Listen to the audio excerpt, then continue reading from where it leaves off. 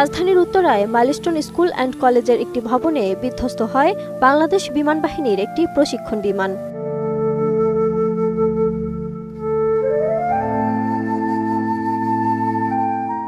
21 জুলাই দুপুর 1টার পরপরই ঘটে মর্মান্তিক এই দুর্ঘটনা।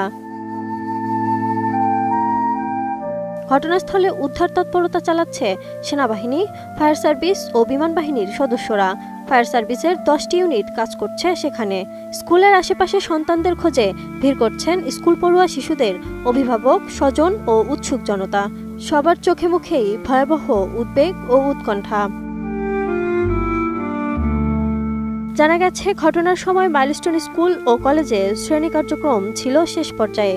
হঠাৎ বিকট শব্দে বিমানটি ভেঙে পড়লে শিক্ষার্থী ও স্থানীয়দের মধ্যে আতঙ্ক দেখা দেয়। অভিভাবকরা খবর পেয়ে ছুটে আসেন স্কুলে, অসহায় দৃষ্টিতে খুঁজতে থাকেন প্রিয় সন্তানদের। বিমানে আগুন লাগার বিষয়ে মাইলস্টোন কলেজে প্রত্যক্ষদর্শীরা বলছেন, স্কুলের দোতলা ভবনের প্রবেশ মুখে বিমানটি বিধ্বস্ত হয়।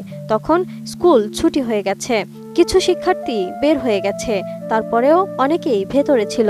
বিমানটি বিধ্বস্ত হওয়ার পরপরই আগুন ধরে যায়। মুহূর্তেই ধোঁয়ার কুণ্ডলী বের হতে থাকে। অন্ধকার হয়ে ওঠে চারপাশের এলাকা।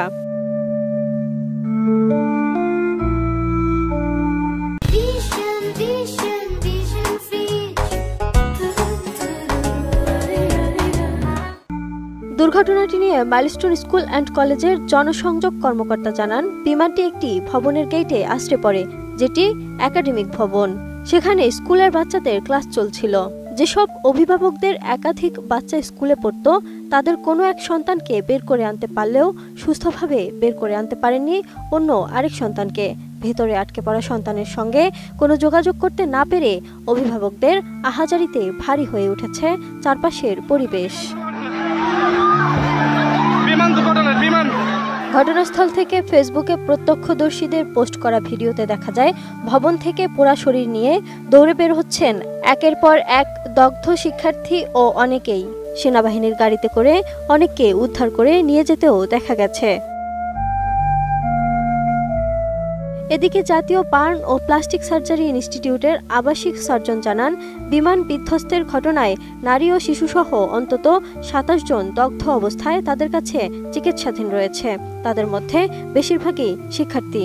সেখানে সবার অবস্থাই আশঙ্কাজনক বলেও জানান তিনি। চিকিৎসক আরও বলেন, এখনও দগ্ধ আহতদের হাসপাতালে আনা হচ্ছে। জরুরি বিভাগে চিকিৎসকদের একটি বিশেষ দল আহতদের চিকিৎসা দিচ্ছেন বলেও জানান তিনি। বার্ন ইউনিট থেকে আহতদের জন্য রক্ত প্রস্তুত রাখতেও জনগণের প্রতি অনুরোধ করা হয়েছে।